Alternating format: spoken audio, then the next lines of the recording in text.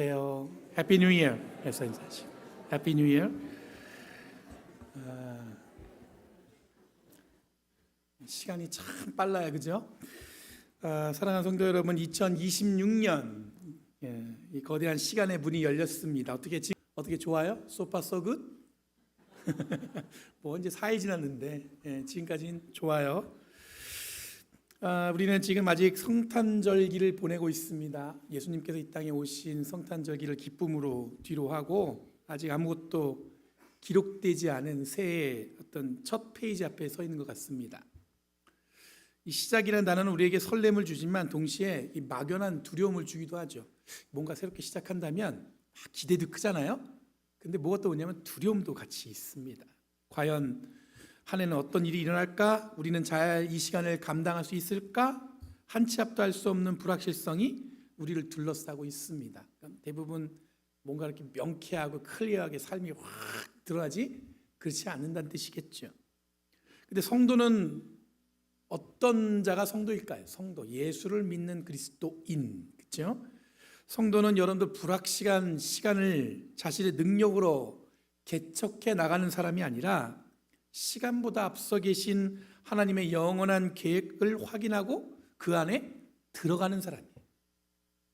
그러니까 뭔가 이렇게 성도는 뭔가 불확실하니까 불안하니까 내가 뭔가 열심히 해가지고 내 삶을 뭔가 새롭게 만들어야지, 이게 아니라 하나님이 미리 그 시간을 앞서 가셨어요. 그 앞서 가신 하나님께서 어떻게 하시는 거예요? 준비하신 곳에 우리는 어떻게 하는 거예요? 믿음을 갖고 뛰어드는 거예요.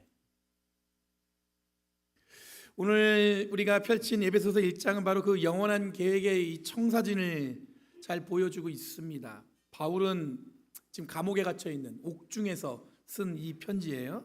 굉장히 제한적이지만 그의 시선은 시간과 공간을 뚫고 창세 전의 영원과 다가올 어떤 완성의 시간을 바라보고 있어요. 이 본문을 읽을 때마다 어떤 생각이 드냐면 대단하다. 자기의 삶의 지금 환경은 전혀 바뀐 게 없고 막 보는 건 뭐냐면 시공간을 초월해서 그 너머를 보고 있어요. 하나님께서 우리를 어떻게 끌어가실까? 여러분, 2026년 첫 주일 우리에게 필요한 것은 바로 이런 시선입니다. 나의 1년의 계획표보다 훨씬 더 크고 훨씬 더 오래된 하나님의 방대한 계획을 확인하는 것, 그것이 오늘 예배드리면서 여러분 우리가 이 자리에 모여있는 그런 목적이기도 해요. 우리에게 이런 일들이 일어날 것 같구나. 여러분, 바라기는 2026년 열린교회가 40주년 되는 어떤 시간을 맞이하고 있습니다. 이 시간도 막막함과 불확실한 시간으로 이 교회 공동체를 아마 이게 몰고 들어가는 것이 아니라 이 40년을 지내어 보니까 다 뭐예요? 뭐만 넘쳐나요? 여러분 돌아보면 어떤 생각이 들어요? 감사하죠. 늘 감사한 게 넘쳐난 것이 가득하시다면 앞으로 하나님이 우리를 새롭게 이끌어 가실 하나님의 비전 속에서 이 열린교회가 어떻게 세워질지를 기대할 수 있는 저와 여러분이 되길 간절히 바랍니다. 하나님께서 우리를 어떻게 끌고 가실지 그것을 한번 소망해 보는 거예요. 오늘 본문에 보면 3절에 보면 어떤 인사말이 나와 있지 않습니다. 그리고 바울이 첫 번째로 던지는 말은 뭐냐면 거대한 하나님을 찬양하는 그런 고백으로 시작하고 있습니다. 우리 주 예수 그리스도의 아버지이신 하나님을 찬양합니다. 여기서 찬양하다라고 번역된 헬라어는 유로게토스라는 헬라어를 번역했어요. 이게 이 단어에서 뭐가 나왔냐면 영어의 유로리지라는 단어, 여러분 기억나세요? 주로 어떤 때 쓰냐면 추도사 쓸 때 유로로지, 그 유로로지를 갖다가 이 단어에서 나왔어요. 이것은 뭐냐면 단순히 노래를 부른다는 뜻이 아니라 좋은 말을 한다, 그 존재의 어떠함을 마땅히 인정하고 선포한다는 뜻입니다. 그러니까 우리가 하나님을 찬양한다, 그 얘기는 그냥 곡조가 좋고 가사가 좋아, 이게 아니라 하나님이 어떤 분이에요? 그 존재의 마땅함을 인정하고 우리가 어떻게 하는가? 그분을 내가 사랑하는 마음으로, 선포하는 마음으로 찬양한다는 뜻입니다. 바울은 지금 하나님의 구원의 계획을 떠올리는 순간 그 압도적인 은혜의 숨이 막혀 견딜 수 없어서 뭐라고 고백하냐면 하나님은 찬양받기에 마땅한 분이라고 이렇게 고백하고 있는 거예요. 너무 벅차오르는 거예요. 이게 어떻게 고백할 수 있을까? 마땅한 단어가 없어요. 그러다 보니까 하나님을 찬양합니다. 왜 바울이 이렇게 흥분했을까? 그 이유가 3절 하반절에 나옵니다. 하늘의 온갖 신령한 복을 우리에게 주셨습니다. 이렇게 고백하고 있어요. 그럼 하나님은 그리스도 안에서 우리에게 주실 수 있는 하늘의 복을 이미 주셨다고 바울은 고백하고 있습니다. 이 얘기는 뭐냐면 우리가 요 시절에 이 시간에 우리가 주로 많이 하는 얘기가 뭐예요? 새해. 뭐예요? 복. 되게 어려운 얘기를 제가 전하고 있어서 주로 인사할 때 뭐 하죠? 이게 새해가 되면 새해 복 많이 받으세요. 그런 얘기 하잖아요. 여러분 성도들 세상도 그렇고 다 무슨 인사입니까? 복 많이 받으세요. 이게 인사하면서 뭡니까? 앞으로 다가올 복에 대해서 얘기합니다. 앞으로 잘 되기를. 우리 아이들한테도 그러죠. 너희들도 올해 잘 되라. 앞으로 잘 되라는 뜻이잖아요. 근데 바울은 이 복이 앞으로 받아낼 과제가 아니라 여기서 바울이 얘기한 헬라어 시제는 뭐냐면 과거 완료형이에요. 이건 하나님이 그리스도 안에서 우리에게 줄 수 있는 하늘의 모든 복을 다 어떻게 한 거예요? 이미 주신 거예요. 앞으로 줄 게 아니야. 이미 다 우리는 뭐 어떤 사람들이라고요? 복을 다 받았어요. 다 받았어요. 이미 복을 받았어요. 과거에 이미. 우리는 빈 깡통을 들고 아무것도 받지 않은 주실 것을 기대하면서 2026년을 시작하는 게 아니라 이미 하늘의 창고를 열어서 우리에게 쏟아부은 그 신령한 복을 확인하고 그 풍성함을 누리는 상속자로 2026년을 어떻게 하는 거예요? 시작하는 거예요. 아무것도 없는 게 아니야. 이미 우리는 어떤 사람들이에요? 이미 복을 받았다고 얘기하고 있어요. 그렇다면 그 복의 구체적인 내용은 뭘까? 4절에 보면 바울은 인간의 이성으로는 감히 측량할 수 없는 신비함을 선포하고 있습니다. 하나님은 세상 창조 전에 그리스도 안에서 우리를 택하시고 이렇게 돼 있어요. 여기서 택하다는 에클로고마이라는 단어를 사용했는데 이게 뭐냐면 밖으로라는 에크 단어를 밖으로라는 단어를 쓴 거예요. 거기다가 플러스 더해서 말하다 모으다라는 뜻의 레고를 합친 거예요. 그러니까 밖으로 말하다 그건 뭐냐면 수많은 존재들 가운데서 너는 내 것이라고 콕 집어갖고 불러내셨다 그런 뜻입니다. 그러니까 택하였다 그 얘기는 뭐냐면 그냥 이렇게 내가 너 이렇게 이게 아니라 딱 집었어요. 하나님이 딱 집어서 너는 내가 너를 예전부터 택했다. 그러니까 이 자리에 여기 계신 분들은 다 뭐한 사람들이에요? 그런 특별함의 택함을 받은 사람들이에요. 그런데 그 시점이 언제입니까? 세상 창조 전에 이렇게 돼 있어요. 지금 여러분들이 뭔가 잘해갖고 준다는 게 아니야. 이미 세상 창조 전에 여러분들 어떻게 하셨어요? 택하셨다. 이거는 여러분 신학적으로 매우 중요한 주제를 이끌어냅니다. 이 말씀은 우리의 구원과 우리의 인생이 나의 행위, 나의 자격에서 근거하지 않는다는 것을 뜻합니다. 내가 뭔가를 잘했기 때문에 내가 이런 어떤 그런 뭐가 있어요? 자격이 있기 때문에 거기서 여러분들 하나님의 구원이 나오는 것이 아니라 우리가 태어나기도 전에 아니 우주가 생겨나기도 전에 하나님은 이미 우리를 아셨고 우리를 선택하셨다는 겁니다. 그렇기 때문에 우리가 이 자리에 있는 거예요. 이것을 신학적 용어로 무조건적인 선택이라고 합니다. Unconditional election 이렇게 얘기해요.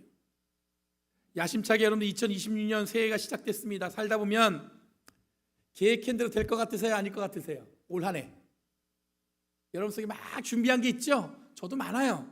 근데 여러분들 계획한 대로 될 것 같아요? 안 될 것 같아요? 잘 모르지 뭐 그게 알겠어요. 잘 모르죠. 여러분 우리는 계획한 대로 될 것 같기도 하고 살다 보면 그런데 실패할 때도 있습니다. 지난 한 해 생각해 보면 여러분들 잘 된 게 많아요? 실패한 게 많아요?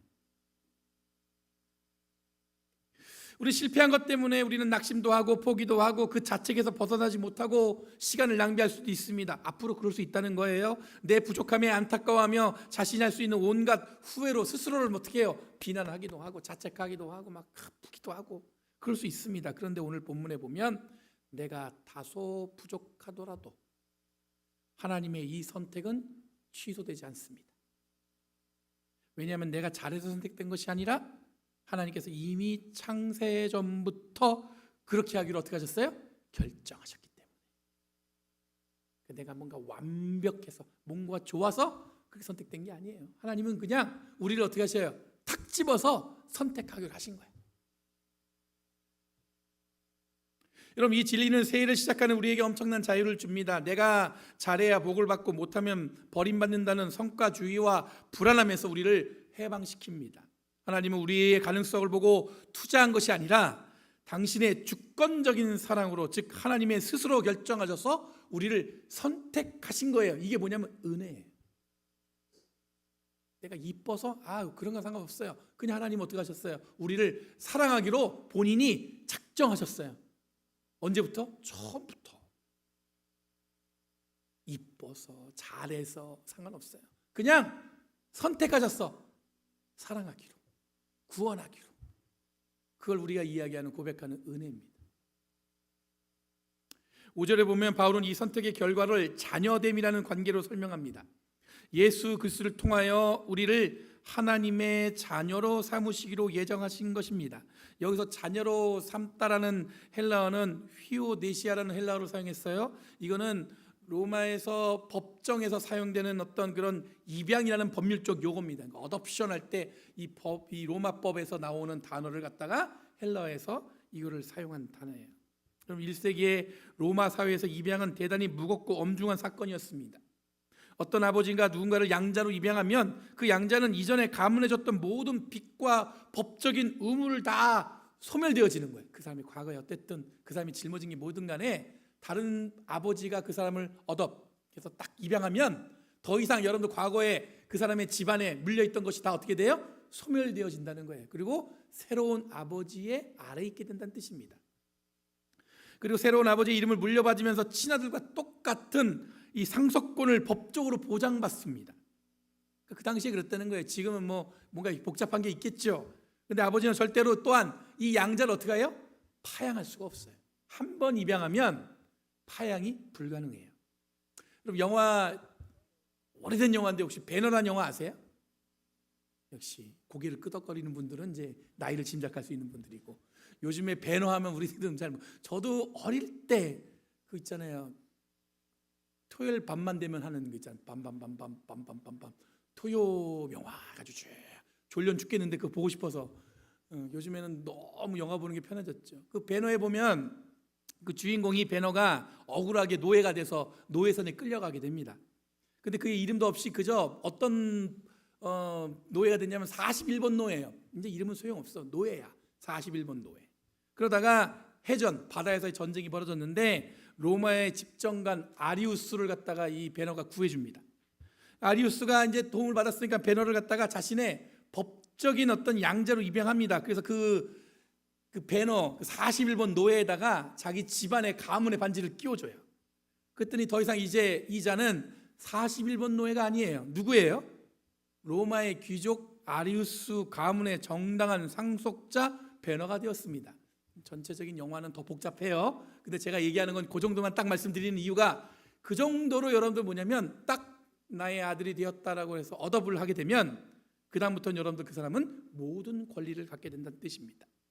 로마의 법이 그를 보호했고 아버지가 가진 모든 권한이 그에게 넘어왔습니다. 바울이 이 법률 용어를 사용한 이유도 자녀 삼는다는 뜻이 우리의 구원이 그만큼 확실하다는 것을 알리기 위한 것이었을 것입니다. 우리 하나님의 자녀가 되었다. 그 얘기는 여러분들 뭐냐면, 하나님께서 우리에게 하나님의 가문에 뭘 준 거예요? 반지를 껴준 거예요. 하나님의 자녀로서 누릴 수 있는 모든 권리를 우리는 어떻게 할 수 있어요? 똑같이 상속자로 누릴 수가 있어요. 근데 이걸 뭐예요? 파양을 돼요? 안 돼요? 파양할 수가 없어요. 바울은 그런 의미에서 우리가 어떤 사람이에요? 하나님의 자녀가 되었다. 여러분, 하나님은 단순히 우리를 교회에 다니는 사람 정도로 부르지 않으셨습니다. 당신의 모든 유업을 물려받을 법적인 상속자, 그 누구도 끊을 수 없는 가족으로 삼으셨습니다. 여러분, 2026년 앞으로 여러분들은 많은 일들을 겪을 것입니다. 좋은 일만 있지도 않고 슬프기도 하고 기대에 비롯해 못마땅한 것에 상심할 수도 있습니다. 관계가 무너질 수도 있고 여러 가지 복잡한 일들이 그 삶에 있을 거예요. 다양하게 겪는 다양한 일들 때문에 복잡하고 답답할 수도 있습니다. 그런데 절대 변하지 않는 사실이 하나 있는데, 우리가 하나님의 자녀라는 사실이에요. 이거는 절대로 바뀌지 않아요. 우리는 고아가 아니며 우주의 주인이신 하나님을 아빠, 아버지라고 부를 수 있는 특권이 주어졌습니다. 이 흔들리지 않는 신분 의식이 올 한 해 우리를 지탱하는 든든한 힘이 되는 저와 여러분이 되길 간절히 바랍니다. 얼마나 든든한 이야기예요. 이제 바울의 시선은 개인의 구원을 넘어서 우주적인 차원으로 확장됩니다. 9절과 10절은 하나님의 어떤 비밀스러운 이야기를 하고 있어요. 하나님의 계획은 때가 차면 하늘과 땅에 있는 모든 것을 그리스도 안에서 그분을 머리로 하며 통일시킨다고 이야기하고 있습니다. 여기서 통일시키다라고 번역된 아나케팔리오마이라는 단어는 다시 머리가 되게 하다, 혹은 요약하면 하나로 묶어내다는 뜻입니다. 여러분, 우리가 경험하는 이 땅의 속성을 보면 죄로 인해서 모든 관계가 깨어진 것을 자주 경험합니다. 자기 중심으로 세상을 살아가고 관계보다는 스스로를 세우고 돋보이거나 물질적인 이익을 위해서는 절대로 자기 중심적인 관계 설정을 세상은 포기하지 않아야 된다고 얘기하죠. 그렇죠. 여러분들 세상에서 얘기하는 거는 여러분들 어떻게 보면 지금 이 시대를 살아가는 중요한 지혜예요. 이론에서 하나님과 인간이 분리되고 사람과 사람이 나뉘었으며 자연과 인간이 대립하고 있습니다. 모든 것이 머리를 잃은 채 제각기 흩어진 어떤 파편화된 것처럼 그런 모습으로 보이게 될 때가 있어요. 그렇게 느껴질 때가 있습니다. 근데 하나님의 거대한 비전은 뭐냐면 이 깨어진 우주의 조각들을 예수 그리스도라는 머리 아래 다시 완벽하게 조립하여 하나로 묶어내는 것입니다.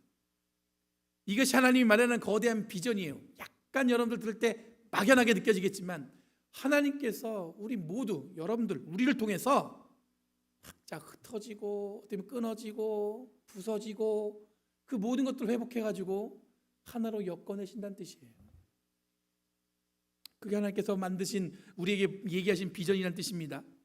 하나님은 단순히 나 한 사람만 잘 먹고 살게 해주려고 예수님을 이 땅에 보내신 것이 아니란 뜻이에요. 온 우주를 회복시키고 이 거대한 차의 창조의 드라마 속에 저와 여러분을, 그리고 우리 교회를 어떻게 한 거냐면 캐스팅한 거예요.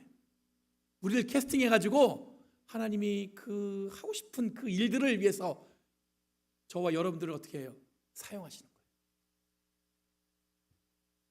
여러분, 2026년 우리가 꿈꿔야 할 비전은 바로 이런 것입니다. 나의 성공을 넘어서 그리고 깨어진 가정을 그리스도 안에서 하나가 되게 하고 분열된 이웃을 화해시키며 하나님의 통치가 내 삶의 자리에 임하게 하는 것, 이것이 아나케팔라이오마이라는 단어로 얘기하는 회복, 그것에 동참하는 성도의 삶, 이것을 우리에게 하나님이 주시는 비전이라는 거예요. 너무너무 거대하죠. 당장 옆에 있는 사람과 하나가 되는 것도 힘들어 죽겠는데 뭔 온 우주 뭐 이런 얘기하니까 나하고 나랑 관계 없는 것처럼 느껴지죠. 근데 하나님의 비전은 그렇다는 거예요. 우리가 생각하는 것보다 더 큰 것. 그러니까 우리 마음도 어떠해야 돼요? 더 커야지. 여러분, 이토록 거대한 계획을 듣고 나면 우리는 주저하게 됩니다. 나 같은 사람이 감히 그 일을 동참할 수 있을까? 내 믿음은 너무 연약한데 중간에 하다가 보면 탈락하지 않을까? 그래서 바울은 13절과 14절에 우리에게 성령님을 소개합니다. 약속하신 성령의 날인을 받았습니다, 이런 구절이 나와요. 이 성령은 우리의 상속의 담보이시며, 여기서 이런 단어도 나와요. 그래서 두 가지 상업적 용어가 등장합니다. 하나는 인치심, 즉 어떤 뜻이에요? 도장을 찍어가지고 소유권을 표시했다는 것이에요.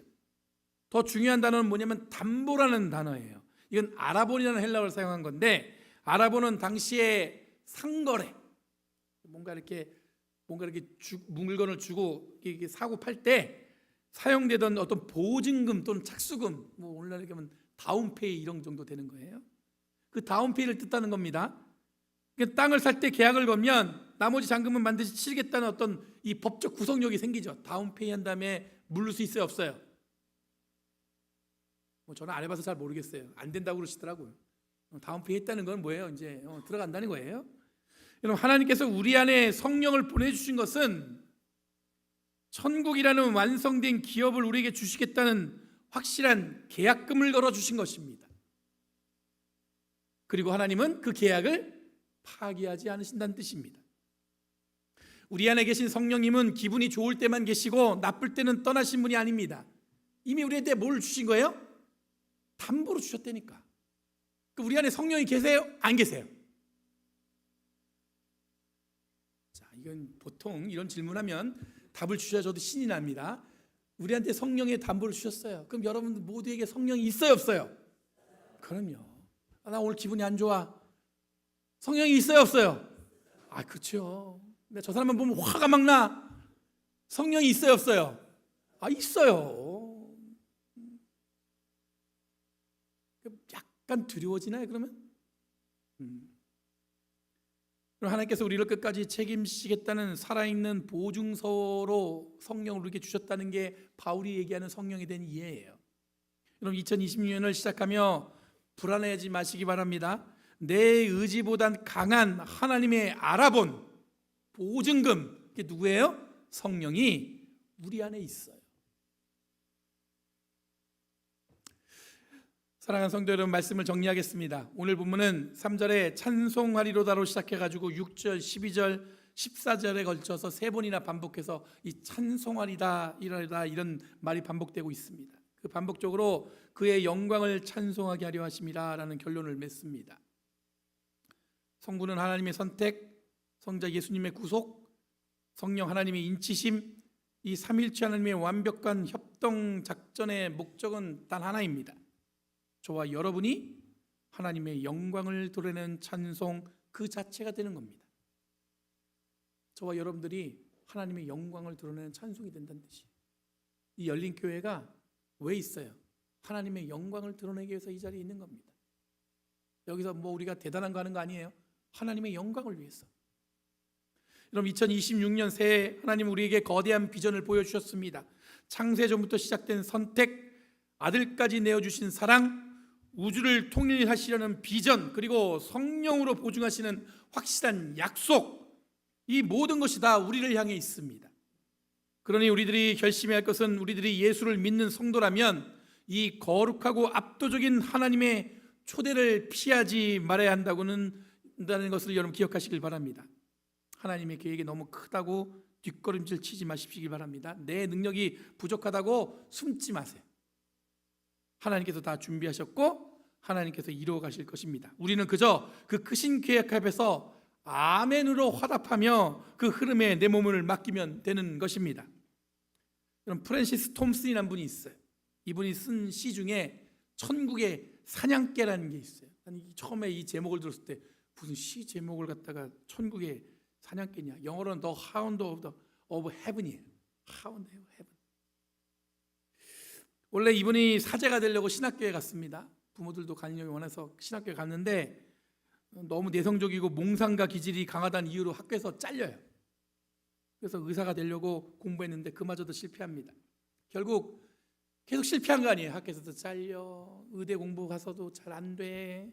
이 사람이 근데 실패만 붙들고 살다가 나중에 런던의 뒷골목에서 노숙자로 전전하면서 술과 약물에, 그 당시에 아편에 중독돼서 살아가게 됩니다. 아주 비참하게 살아요. 이 죽어가던 톰슨을 살린 것은 윌프리드 매넬이라는 이 잡지 편집장이었습니다. 이 톰슨이 중독되는 삶을 살면서도 꼬깃꼬깃한 종이에다가 시 몇 편을 갖다가 적어가지고 잡지사에 보낸 거예요. 그 원고를 본 이 매넬이 그의 어떤 이 천재성을 좀 발견하고 나서 런던의 빈민가를 뒤져갖고 이 사람을 갖다 데리고 와요. 그 매넬 부부는 더럽고 병든 톰슨을 병원에 입원시키고 자신의 집으로 데려와서 돌보면서 그가 다시 글을 쓸 수 있도록 도왔습니다. 톰슨은 이 과정에서 내가 시궁창에 처박혀 있을 때도 하나님은 나를 포기하지 않고 추격하고 계셨구나라는 사실을 뼈저리게 깨달았다고 합니다. 이 깨달음으로 고백한 시가 뭐냐면 바로 천국의 사냥개라는 시예요. 시 내용이 이렇습니다. 되게 길어요. 다 쓸 수가 없어요. 요약만 해보면 나는 그를 피하여 밤에 도망쳤고 낮에도 도망쳤습니다. 수많은 세월의 둥근 아치 아래로 도망쳤고 내 마음의 미로 같은 길로도 도망쳤습니다. 그분에게서 숨으려고 웃음 속으로 뛰어들기도 했고 거대한 슬픔의 골짜기로 미끄러져 들어가기도 했습니다. 그러나 서두르지 않는 추격으로 흐트러짐 없는 걸음걸이로 짐짓 꾸물거리는 듯 하나 급박하게 그 추적해오는 발소리가 들려옵니다. 그리고 발소리보다 더 큰 음성이 들려옵니다. 내가 나를 배반했기에 만물이 너를 배반하는 것이다. 내가 나를 떠나 어디 쉴 곳을 찾겠느냐? 인생의 기둥이 부서져 내리고 내 청춘의 꽃들이 시들었습니다. 내 곁에 서 있는 그 어두운 그림자는 누구의 것입니까? 그때 하나님이 이렇게 말씀하셨습니다. 그 어두운 그림자는 바로 내 손에 들이운 그림자다. 내가 너를 사랑하기에 내가 다른 것에서 만족을 얻지 못하게 막은 것이다. 일어나라, 내 손을 잡고 가자. 그럼 톰슨이라는 분을 입을 빌려서 오늘 2026년을 시작하는 우리들에게 비슷한 말씀을 하시고 있습니다. 우리들은 이미 구원받았습니다. 교회에서 우리가 함께 하는 일들이 때로는 어렵고 부담스럽고 그러다 보면 우리의 열심도 줄어들고 열심을 내는 것이 어색할 수 있습니다. 그러나 하나님은 여전히 저와 여러분의 곁에 계시고 우리를 자녀 삼으셔서 우리를 분명히 하나님의 사람으로 든든히 세워갈 것이라고 선언하고 있습니다. 저는 2026년이 기대가 됩니다. 이런저런 일들이 있을 테지만 절대로 변하지 않는 하나님의 은혜를 붙들고 크신 주님의 사랑과 은혜를 우리들이 함께 고백하는 그런 시간들이 저는 기대가 됩니다. 이를 통해서 우리가 좀 더 하나된 모습으로 하나님께 영광을 돌리며 살아가는 저와 여러분이 되길 간절히 바랍니다. 기도하겠습니다. 거룩하신 주님 감사합니다. 2026년 첫 주일 첫 예배에 우리 몸과 마음을 주님께 맡기기로 원하오니 주님 함께 하셔서 우리 고백하는 그 길 위에 하나님이 든든히 동행하시고 있음을 이미 앞서가셔서 우리 앞날을 미리 준비하고 계심을